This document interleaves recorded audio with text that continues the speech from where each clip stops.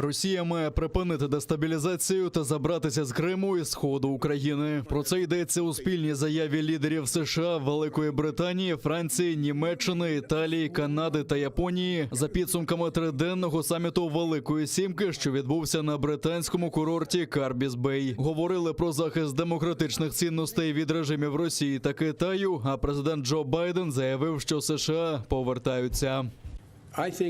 Я вважаю, що ми в суперництві не з Китаєм як таким, а з автократичними режимами по всьому світу. Я не шукаю конфлікту. Там, де ми співпрацюємо, ми і далі співпрацюватимемо. Але там, де є незгода, я прямо про це заявлятиму. І ми реагуватимемо на неприпустимі дії.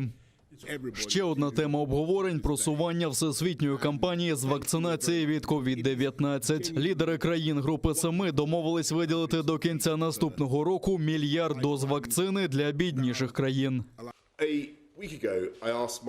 Я попросив колег допомогти у підготовці необхідних нам доз, щоб вакцинувати весь світ до кінця 2022 року. Я дуже радий повідомити, що лідери цими вихідними пообіцяли більше 1 мільярда доз безпосередньо або опосередковано через ініціативу COVAX. Включно зі 100 мільйонами доз від Великої Британії для бідніших країн, що є великим кроком у вакцинації світу.